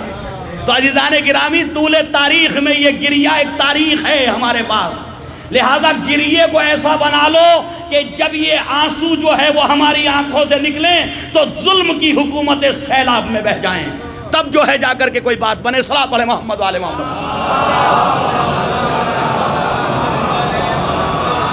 سب سے یزید کی غلامی پہ بیعت لی گئی واقعہ حرہ میں، یزید کی غلامی پر کہ تم یزید کے غلام ہو، لیکن پھر میں نے کل کہا تھا وہ کہ لیکن امام سجاد سے بیعت کا مطالبہ نہیں کیا گیا، اور یہ کہا گیا جو امام سجاد کے گھر میں داخل ہو جائے گا، جو سید سجاد کے گھر میں داخل ہو جائے گا وہ امن و امان میں ہوگا۔ اور دو لقب اپنے آپ کے مولا کے، ایک سید الساجدین، دوسرے زین العابدین۔ ایک صفت قرآن نے زیادہ تر جو آیتیں آئی وہ ملائکہ کے لیے، فرشتوں کے لیے ساجدین کی صفت کا ذکر کیا، اور زیادہ تر جو آیتوں میں ہے وہ انسانوں کے لیے عابدین کی صفت کا ذکر کیا۔ غور سے سنیے گا، دونوں کی صفات ہیں، ساجدین اور عابدین، اور ان ساجدین میں انبیاء بھی ہیں، رسول بھی ہیں یا نہیں؟ عابدین میں عبادت کرنے والوں میں انبیاء بھی ہیں اور رسول بھی ہیں، لیکن ان دونوں صفوں میں ایک ملائکہ کی صف بچھی ہوئی ہے، ایک انبیاء اور رسول کی صف بچھی ہوئی ہے۔ وہاں ساجدین ہیں، ملائکہ میں بھی ساجدین ہیں، ملائکہ میں بھی عابدین ہیں، انبیاء اور رسول میں بھی ساجدین ہیں، انبیاء اور رسول میں بھی عابدین ہیں، لیکن خدا کی قسم اگر کوئی ساجدین اور عابدین کا سردار ہے تو وہ صرف اور صرف جناب سید سجاد ہیں۔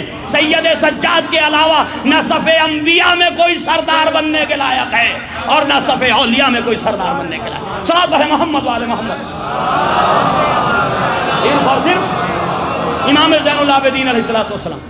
جناب جابر ابن عبداللہ انصاری کی روایت ہے کہ جس وقت روز محشر ہوگا تمام انبیاء اور رسولوں کی صفیں موجود ہوں گی، وہاں پر خدا کی طرف سے آواز آئے گی لا یقوم سید الساجدین زین العابدین، سید الساجدین کھڑے ہوں، زین العابدین کھڑے ہوں جی۔ کسی نبی میں ہمت نہ ہوگی کہ وہاں کھڑا ہو سکے، غور کیجئے گا ذرا، کسی رسول میں حوصلہ نہ ہو سکے گا کہ وہاں کھڑا ہو سکے۔ جناب جابر ابن عبداللہ انصاری کہتے ہیں کہ میرا یہ لال، یہ حسین کا بیٹا وہاں صف انبیاء میں کھڑا ہوگا، اور دنیا دیکھے گی کہ کیا مقام خداوند عالم نے امام سجاد علیہ السلام کو عطا فرمایا۔ تو یہ انبیاء کے بھی سردار، اور وہ تو میں پہلے بتا ہی چکا ہوں، اور سن لیجئے، ہو سکتا ہے یہاں میرے نوجوان یہ کہیں کہ جی کیسے ممکن ہے امام اور انبیاء کا سردار ہو، امام اور رسولوں کا سردار ہو؟ تو بھائی یاد رکھیے گا، ذرا غور سے سنیے گا، یاد رکھیے گا ہمارے تو عقیدے میں ہے کہ ہم اپنے ائمہ علیہ السلام کو انبیاء سابقین سے افضل و برتر مانتے ہیں، یہ ہمارا عقیدہ ہے یا نہیں ہے؟ یہ شیعوں کا عقیدہ ہے کہ انبیاء سابقین سے ہمارے ائمہ افضل اور برتر ہیں، لیکن کیا یہ شیعوں کا عقیدہ ہے؟ شیعوں نے تو ان الفاظ میں اس عقیدے کو بیان کر دیا۔ آئیے ہم پوچھتے ہیں اہل سنت کا عقیدہ کیا اس سلسلے میں، وہ کیا سمجھتے ہیں؟ تو انہوں نے بھی لکھ دیا، صحائف ستہ کی 3 کتابوں میں روایت موجود ہے، ان الحسن والحسین سیدا شباب اہل الجنہ، حسن اور حسین جوانان جنت کے سردار ہیں۔ غور سے سنیے گا ذرا، جوانان جنت کے سردار ہیں۔ سوال یہ پیدا ہوتا ہے کہ جنت میں کون کون ہوگا، ذرا ایک لسٹ تو بناؤ۔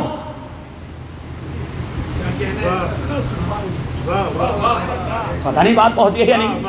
بھائی جنت میں کون کون ہوگا، ایک لسٹ بناؤ، ایک فہرست بناؤ، ہمیں لا کے دکھاؤ کون کون ہوگا جنت میں۔ کیا صرف قاریان قرآن ہوں گے؟ کیا صرف لگا رہا ہوں میں، کیا صرف حافظان قرآن کے لیے ہے جنت؟ کیا صرف صالحین کے لیے ہے؟ کیا صرف متقین کے لیے ہے؟ کیا صرف شہداء کے لیے ہے؟ کیا صرف صدیقین کے لیے ہے؟ کیا صرف نیکوکاروں کے لیے ہے، مومنین کے لیے ہے، مسلمین کے لیے؟ یا اسی جنت میں آدم بھی ہوں گے؟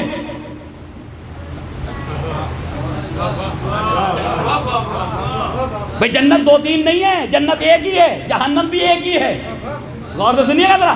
اگر دو چار جنتیں قرآن نے ذکر کی ہوتی تو ہم کہتے نہیں ایک مومنین کی، ایک صلحاء کی، ایک صدیقین کی، ایک شہداء کی، ایک انبیاء کی، ایک رسولوں کی. جنت ہے ایک. اور نبی نے کیا فرمایا؟ ان الحسن والحسین سیدہ شباب اہل الجنہ. یہ جوانان جنت کے سردار ہیں، یہ جوانان جنت کے سردار ہیں. تو انصاف سے بتاؤ آدم کہاں ہوں گے؟ نوح کہاں ہوں گے؟ ابراہیم کہاں ہوں گے؟ موسیٰ و عیسیٰ کہاں ہوں گے؟ یہ سب کہاں ہوں گے؟ تو آپ کہیں گے جنت میں. تو جنت میں سردار کون ہوگا؟ پتہ نہیں بات پہنچے گی یا نہیں جی. بھئی جنت میں سردار کون ہوگا؟ کہ حسن و حسین. تو یہ کون ہوں گے؟ بھئی ان کے ہوتے ہوئے جب ان کے سردار حسن و حسین ہیں تو یہ کون ہیں؟ تو یہ غلام نا. بھئی کیا کہیے آپ بتائیے، کیا لفظ دیجئے گا جی. تو عزیزان گرامی، ہم پہ تو کفر کے فتوے دے سکتے ہو، صحائے ستہ لکھنے والوں پہ کفر کے فتوے نہیں دے سکتے ہیں. بات ایک ہی ہے. کوئی یہ کہہ رہا یہ جنت کے جوانوں کے سردار ہیں، کوئی یہ کہہ رہا یہ انبیاء اور رسولوں کے سردار ہیں. صلاۃ علی محمد والے محمد. بات تو ایک ہی، کوئی الگ الگ تو بات نہیں جی. ایک بار سب مل کے صلاۃ پڑھ لیں محمد.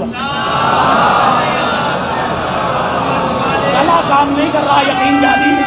آج بڑا افسوس ہو رہا مجھے گلے کا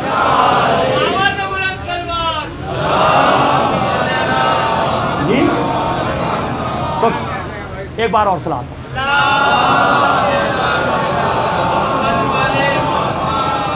اب ایک حدیث اور سن لیجئے. ذکر علی ان عبادہ، النظر الی وجہ علی ابن ابی طالب عبادہ. علی کا ذکر عبادت ہے نا، حدیث متفق علیہ ہے نا جی، کہ علی کا ذکر عبادت ہے. سوال یہ ہے کہ علی کا ذکر عبادت بنا کیوں؟ ان کمالات کی وجہ سے، ان فضائل و مناقب کی وجہ سے، اس کردار کی وجہ سے جو حضرت علی کا کردار تھا. کیوں؟ ایک لمحہ بھی مولا کائنات کی زندگی کا کفر میں نہیں گزرا، شرک میں نہیں گزرا. لہذا جب جب علی کا ذکر ہوگا تو اسلام یاد رہے گا. جب جب علی کا ذکر ہوگا تو اسلام یاد آئے گا.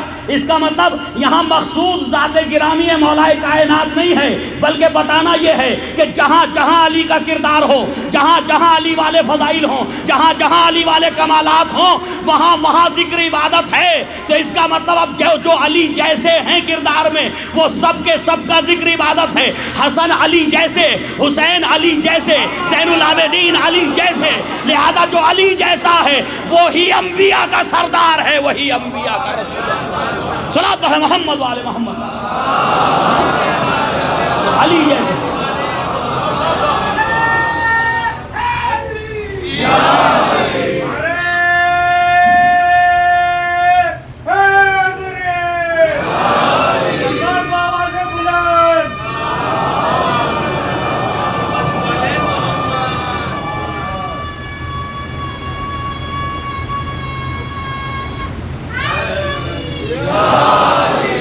بیٹا، اسے نعرے کو کھینچنے کا ثواب نہیں ہے. صلاۃ پڑھے محمد والے محمد.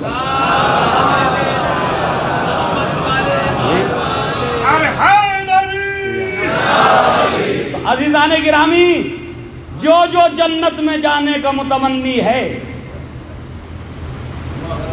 اور تمنا سب کی اچھی ہے جنت میں جانے کی، جو جنت میں جانے کا متمنی ہے، نبی کریم نے فرما دیا جنت میں وہ جائے گا جو ان کی سرداری میں جانا چاہے جی. وہ جنت اس کے لیے ہے جو ان کی سرداری میں جانا چاہے. اب اگر جنت جانا ہے تو بھیا سردار وہاں مانو گے تو وہ کام نہیں چلے گا. ماتھر والا شیر یہاں کام نہیں آئے گا بھیا جی. تو سرداری میں اگر جانا ہے تو سرداری کو یہاں ماننا ہوگا، سرداری کو یہاں ماننا ہوگا، اور یہ تسلیم کرنا ہوگا کہ جس نے یہاں نہیں مانا، جس نے حسن و حسین کو یہاں سردار نہیں مانا وہ جنت میں نہیں جا سکتا، کیونکہ سرداری ان کی وہاں ہے، جب تک ان کی سرداری کو نہیں مانے گا جنت میں نہیں جائے گا۔ اگر جس نے یہاں نہیں مانا تو یاد رکھیے یہ وہاں اس کو اپنی غلامی میں تسلیم نہیں کریں گے، تو لہذا بہتر ہوگا پہلے یہاں مان لو تاکہ غلام بن کے ان کی سرداری میں جنت جا سکو۔ صلاۃ پڑھے محمد والے محمد پر۔ تو امام زین العابدین علیہ السلام یہ ہمارے ائمہ سبھی جنت کے سردار ہیں، جی سبھی جنت کے سردار ہیں۔ اب ایک سوال ہو سکتا ہے، میں جلدی سے اس کا جواب دے دوں، مجھے معلوم ہے نوجوانوں کے ذہن میں بات آئے گی، کیا ہمارے نبی نہیں ہوں گے جنت میں؟ کیا سید المرسلین نہیں ہوں گے جنت میں؟ کیا جناب فاطمہ زہرا نہیں ہے جنت میں؟ کیا حضرت علی نہیں ہے جنت میں؟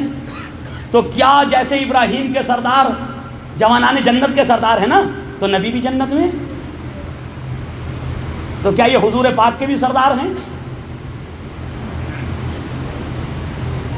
میں نے شرح تو کر دی حدیث کی، لیکن سوال تو پیدا ہو رہا، اور یہ اس لیے جواب دے رہا ہوں چاہے 5 منٹ لگ جائیں، تاکہ یہ جو یوٹیوب پہ جا رہی نا ویڈیو،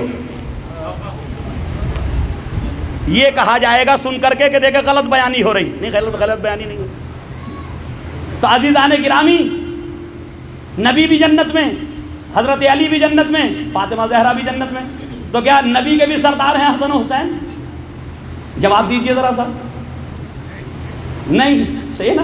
دیکھیں یہ شیعوں میں کم سے کم حوصلہ ہے، حوصلہ ہے یہ ہمارے اندر، کیونکہ ہم اہل بیت کے ماننے والے ہیں جی، کہ ہم نبی کو سب سے اوپر رکھتے ہیں، ہمارا عقیدہ نبی سب سے بہتر۔ اور کیجئے گا ذرا، نبی کریم حضور پاک سب سے بہتر ہیں کائنات میں، اللہ کے بعد سب سے بہتر۔ تو عزیزان گرامی ذرا غور سے سنیے گا، یہ حدیث مبارکہ ہمیشہ خطباء و ذاکرین نے اور علماء نے آدھی بیان کی، یہاں یہ حدیث ختم نہیں ہوتی، حدیث کے دوسرے جملے موجود ہیں جو صحائح ستہ کی 3 کتابوں میں موجود ہیں، ان جملوں کے ساتھ حدیث موجود ہے۔ نبی کریم نے فرمایا ان الحسن والحسین سیدہ شباب اہل الجنہ وابوہما خیر منہما، غور کیجئے گا ذرا، ابوہما خیر منہما، اور ان کے والدین ان سے بہتر ہیں۔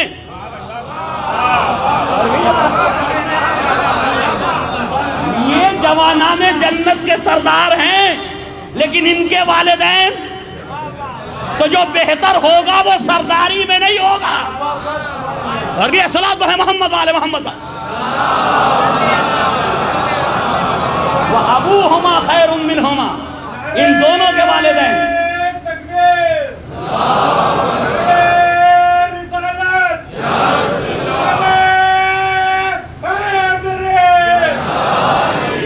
ان دونوں کے والدین ان دونوں سے بہتر ہیں۔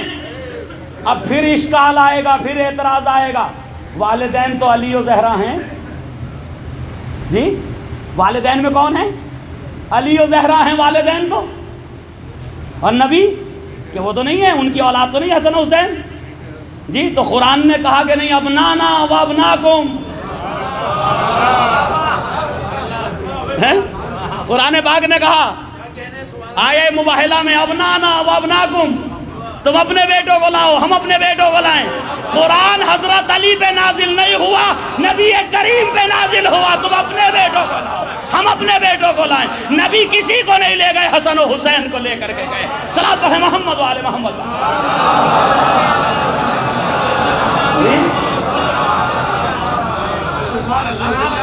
ایک بار سب مل کے صلوات پڑھ لیں محمد والے۔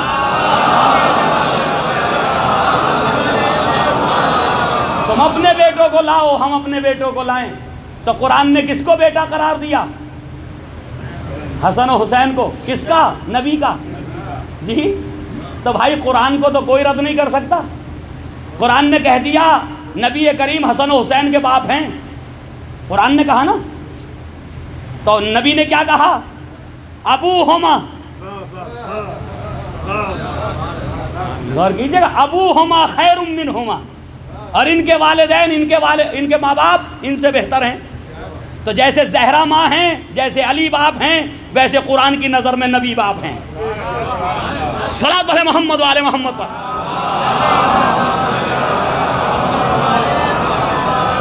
عزیزان گرامی، امام زین العابدین علیہ السلام نے جو کارنامے انجام دیے تاریخ میں، وہ کارنامے مناجات کی شکل میں دیکھو، دعاؤں کی شکل میں دیکھو۔ اور جب یہ صحیفہ سجادیہ مصر میں پہنچی اور پہلی مرتبہ کسی اہل سنت عالم کے ہاتھ لگی، یہ دعاؤں کا خزانہ جی۔ ایک تھے ہمارے طالب علم تھے جو جامعۃ الازہر میں پڑھا کرتے تھے، نام ذہن سے میرے نکل رہا ہوں، مجتبیٰ حسن، وہ پڑھا کرتے تھے جامعۃ الازہر میں کسی زمانے میں۔ تو وہ کہتے ہیں ایک روز میرے استاذ مجھ سے کمرے میں ملنے آئے۔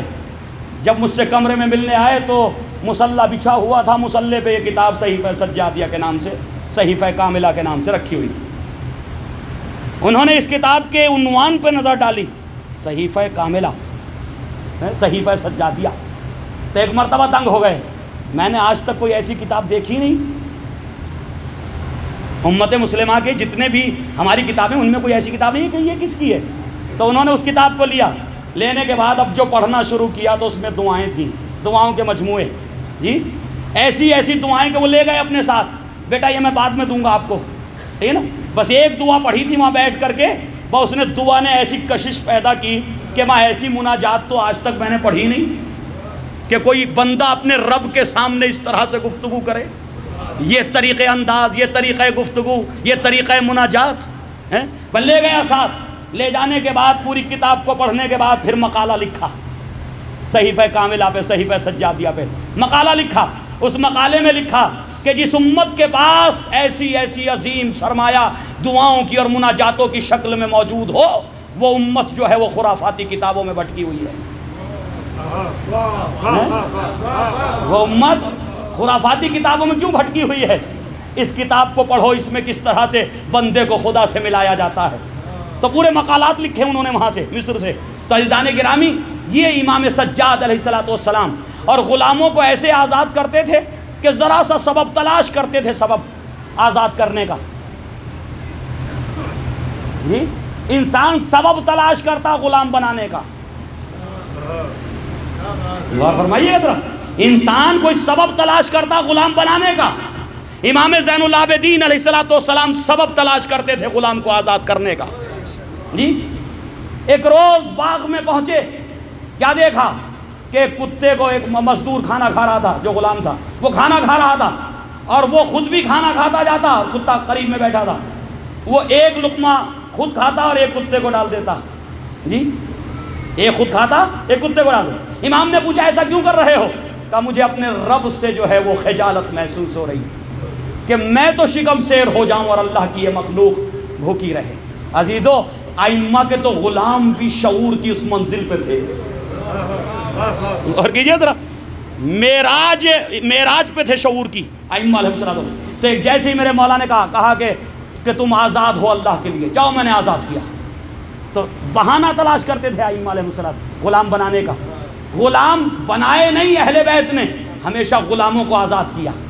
1000 غلام حضرت علی علیہ السلام نے اپنی زمانے میں اپنی زندگی میں آزاد کی۔ کتنے؟ 1000۔ امام زین العابدین علیہ السلام جتنے غلام سال بھر میں ہوتے تھے، جنہیں خریدتے تھے، گھر میں لاتے تھے، آداب و اخلاق سکھاتے تھے، اسلام کی تعلیم دیتے تھے، عبادتوں میں مشغول کرتے تھے، اور اس کے بعد جب عید کا دن آتا تو ان سب کو راہ خدا میں آزاد کر دیتے، سب کو راہ خدا میں آزاد کر دیتے۔ تو عزیزان گرامی، یہ تھے آپ کے اور میرے مولا۔ آپ اور ہم کسی کو غلام بنانے کی نہ سوچیں، اپنے مولا کی سیرت پہ چلتے ہوئے غلاموں کو آزاد کریں۔ کتنا اچھا ہو کہ گھر کی خادمہ کو بھی تھوڑا سکون مل جایا کرے سیرت امام زین العابدین کو یاد کر کے جی۔ یاد کرنا چاہیے نا کہ سارا کام وہی کرتی ہے جی، اور یہ جناب جو ہیں وہ بس کیونکہ وہ خادمہ ہے تو وہی کرے گی۔ اہل بیت نے طریقہ نہیں سکھایا۔ جناب زہرا کی سیرت یہ تھی کہ کنیز تھی جناب فضہ سلام اللہ علیہ، اور اب تو ڈر لگتا زبان کو بھی کہ یہ لفظ استعمال کریں یا نہ کریں جی۔ جناب فضہ کے لیے ڈر لگتا واقعا زبان سے کنیز کہتے ہوئے ان کو، کیوں کہ جناب زہرا جسے کنیز نہ سمجھتی ہو، جناب فاطمہ زہرا جسے کنیز نہ سمجھتی ہو، بس کیا کریں، زبان کی مجبوری ہے کہ اس کے بغیر تعبیر نہیں کی جا سکتا کہ کون تھی جناب فضہ سلام اللہ علیہ، صحیح ہے نا۔ تو جناب زہرا ایک دن کا کام خود کرتی تھیں اور ایک دن کا کام جناب فضہ کرتی تھی، تو اپنی بہن کی طرح سمجھا جی۔ تو اسلام نے ہمیں یہ طریقہ بتایا، یہ سلیقہ سکھایا۔ بس عزیزو میرا گلا کام نہیں کر رہا، بہت درد ہو رہا بولتے ہوئے بھی، بس میں آ رہا ہوں مصائب کی طرف، انشاءاللہ پھر کبھی موقع ملے گا تو گفتگو ہوگی۔ امام زین العابدین علیہ الصلوۃ والسلام جس وقت حج کرنے کے لیے ہشام ابن عبد الملک آیا، ہشام ابن عبد الملک یہ شہزادہ تھا، عبد الملک کا جو ہے وہ حکومت تھی، وہ بادشاہ تھا، یہ شہزادہ تھا، تو پورے جاہو حشم کے ساتھ آیا حج کرنے کے لیے، ساتھ میں حوالی موالی تھے، خدام تھے۔ اب یہ چاہتا تھا کہ حجر اسود تک پہنچے، حجر اسود تک پہنچے، لیکن یہ کہ نہیں پہنچ پایا، مجمع نے اس کو راستہ نہیں دیا، کوئی ہٹنے کے لیے تیار نہ تھا۔ تو اس کے حوالی موالیوں نے کہا کہ ایسا آپ بیٹھ جائیے تھوڑی دیر، جب مجمع کم ہوگا تب استلام کر لینا۔ اب یہ کرسی بچھا دی گئی خانہ کعبہ کے مطاف میں، اور یہ شہزادہ جو ہے کرسی پہ بیٹھ گیا۔ تھوڑی دیر گزری، ایک نوجوان اس حجاج کے مجمع میں داخل ہوا۔ سنیے ذرا غور سے، اگر گلے میں طاقت ہوتی تو میں اس فضیلت کو بیان کرتا، بس اب سن لیجئے جیسا بھی مجھ سے پڑھا جائے۔ ایک مرتبہ امام ایک نوجوان داخل ہوا اس مجمع کے اندر۔ اب جو مجمع میں داخل ہوا تو ایک مرتبہ مجمع کائی کی طرح راستہ دیتا چلا گیا۔ امام بغیر کہیں ٹھہرے حجر اسود کے قریب پہنچ گئے، حجر اسود کو بوسہ دیا اور پھر پلٹ آئے۔ اب اس کے دل پہ خنجر چلنے لگے، جی ہم تو بادشاہ کے بیٹے، یہ ایک معمولی سا، وہ تو معمولی سمجھ رہے تھے، صحیح نا، ایک عام انسان۔ تو کہنے لگا اپنے حوالی موالیوں سے، شام کا رہنے والا تھا، یہ مدینے کا رہنے والے تھے نہیں، امام مدینے کے رہنے والے تھے، ہو سکتا نہ پہچانتا ہو، خود نہ پہچانتا ہو سکتا خود نہ پہچانتا۔ حوالی موالیوں سے کہنے لگا یہ کون ہے، من ھذا، یہ کون ہے جو اتنی آسانی کے ساتھ حجر اسود تک پہنچ گیا؟ تو سب نے اس لیے انکار کیا کہ کہیں ہمارا تعلق اس کے ساتھ اس کے نظر میں قائم نہ ہو۔ کہنے نہیں ہم نہیں جانتے کون ہے۔ درباری شاعر فرزدق بھی کھڑے تھے، بنو امیہ کے درباری شاعر تھے فرزدق، بنو امیہ کے درباری شاعر تھے فرزدق، غور سے سنیے گا درباری شاعر فرزدق بھی کھڑے تھے، لیکن کہتے ہیں معصوم کا کوئی ایک انداز نہ جانے کب کس کی ہدایت کر دے۔ اور کیجئے گا ذرا، نہ جانے کب کس کی ہدایت ہو جائے۔ ساری زندگی بادشاہوں کے قصیدے لکھتے رہے، بنو امیہ کے بادشاہوں کی مدح خوانی کرتے رہے۔ ایک مرتبہ جیسے ہی سب نے انکار کیا، ہم نہیں جانتے یہ کون ہے، فرزدق آگے بڑھے، ہاں تم تجاہل عارفانہ سے کام لے، جانتے ہو بتانا نہیں چاہتے، لو میں تعارف کراتا ہوں یہ کون ہے، یہ محمد مصطفیٰ کا بیٹا ہے، یہ علی مرتضیٰ کا بیٹا ہے، یہ فاطمہ الزہرا کا بیٹا ہے، یہ حسین ابن علی کا لال ہے۔ جاننا چاہتے ہو کون ہے؟ یہ مکے کا بیٹا ہے، یہ مینا کا بیٹا ہے، اسے حرم جانتا ہے، اسے خانہ کعبہ پہچانتا ہے۔ اب جو تعریف کے قصیدے شروع کیے تو ایک مرتبہ ہشام پہ بجلیاں سے گری کہ یہ کیا ہو گیا، ہمارے سامنے ہمارا شاعر ہے اور ہمارے غیر کی قصیدہ خوانی کر رہا، کہنا جیل میں ڈال دو اس کو۔ اور کر کیا سکتے ہو جیل میں ڈالنے کے علاوہ؟ اور تم کر کیا سکتے ہو؟ تلواروں سے سروں کو جھکا سکتے ہو، کردار سے دلوں کو نہیں جھکا سکتے۔ کردار سے دل تو انہی کے سامنے جھکیں گے جن کے کردار ایسے ہوں گے۔ صلوات پڑھیں محمد والے محمد پر۔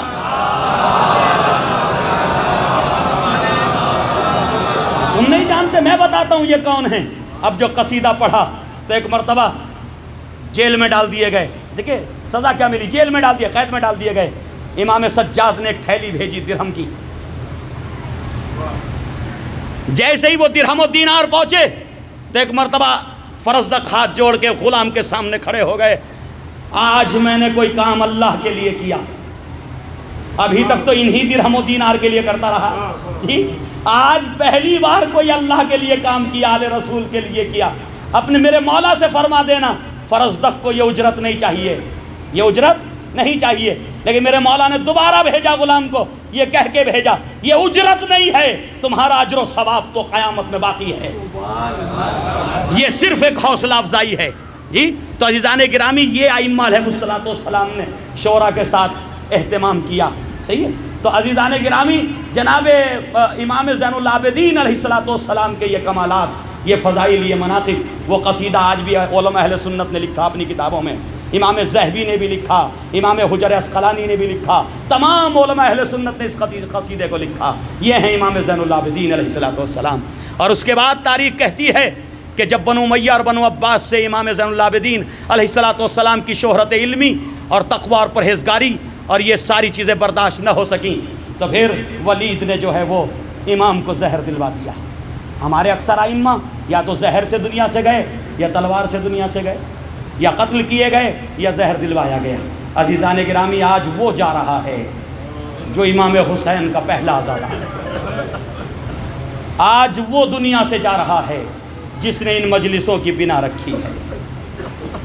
آج وہ دنیا سے جا رہا جس نے ان مجلسوں کی بنا رکھی، اور مجلسوں کی بنیاد بھی کہاں رکھی؟ یزید کے دربار میں۔ یزید کے دربار میں، دربار یزید کا تھا اور ذکر میرے مولا کا ہو رہا تھا۔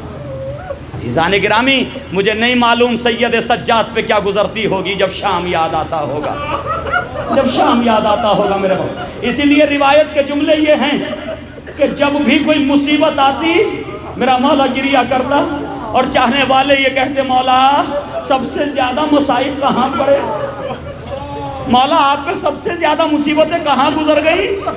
کبھی کربلا کا نام نہیں لیا میرے مولا نے، کبھی کربلا کا نام نہیں لیا۔ جب بھی کسی نے پوچھا تو بس ایک ہی جملہ زبان پہ آیا، الشام الشام الشام۔ میں کہوں گا فرزند رسول، کیا اکبر شام میں قتل کر دیے گئے؟ کیا عباس کے بازو شام میں قلب ہوئے؟ کیا اصغر کے تیر شام میں لگا؟ شاید نہیں میرے مولا جواب دے، نادان، قتل تو کربلا میں ہوئے سب، لیکن جو شام میں ہوا، جو ہمارے ساتھ شام میں ظلم ہوا، وہ ظلم کہیں نہیں ہوا۔ ارے وہ بیویاں کہ جن کی دادی کا جنازہ رات کی تاریکی میں اٹھایا گیا، جن کی ماں کا جنازہ رات کی تاریکی میں اٹھایا گیا، ان بیویوں کو بے مخنہ و چادر شام کے بازاروں میں، شرابیوں کے درباروں میں۔ یہ سید سجاد کبھی پھوپھیوں کے کھلے سر کو دیکھتا تھا، کبھی بہنوں کے برہنہ سر کو دیکھتا تھا۔ شام میں جو ظلم ہوا وہ کہیں نہیں ہوا۔ آج تو سنیں گے، تاریخ بتاتی ہے سید سجاد، مجھے نہیں پتا کیسے سکینہ کو دیکھ کے سید سجاد کو صبر آتا ہوگا، کیسے ان بیویوں کو دیکھ کے میرا مولا صبر کرتا ہوگا۔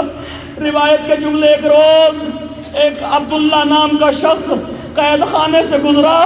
جب قید خانے کے قریب سے گزرا، ایک غلط فہمی ہو گئی کہ قید خانہ کوئی کمروں کی شکل میں تھا، نہیں، چھت نہیں تھی قید خانے کے اوپر، چھت نہیں تھی، ایک میدان تھا۔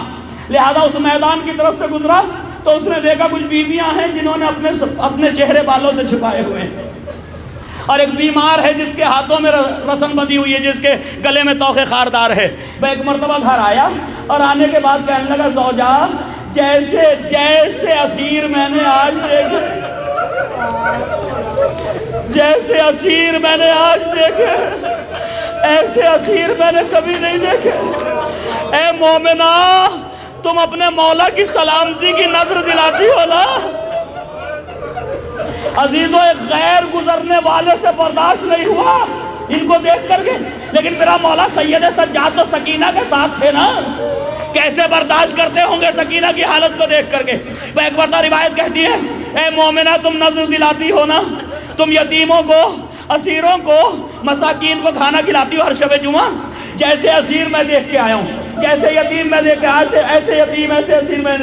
اے بی بی، اب کی بار شب جمعہ کو جب کھانا بنانا تو یہ کھانا نظر کا ان یتیموں کو پہنچا دینا، یہ کھانا ان یتیموں کو پہنچا دینا۔ زوجہ نے شب جمعہ آئی، زوجہ نے کھانا تیار کیا، کھانا تیار کہہ کے تشت کو لیا، میاں بیوی دونوں لے کر کے قید خانے کی طرف چلے۔ بس جیسے ہی دروازے تک پہنچنا چاہتے تھے، ایک مرتبہ عبداللہ نے کہا، بی بی رک جاؤ، یہ کوئی شریف قیدی معلوم ہوتے،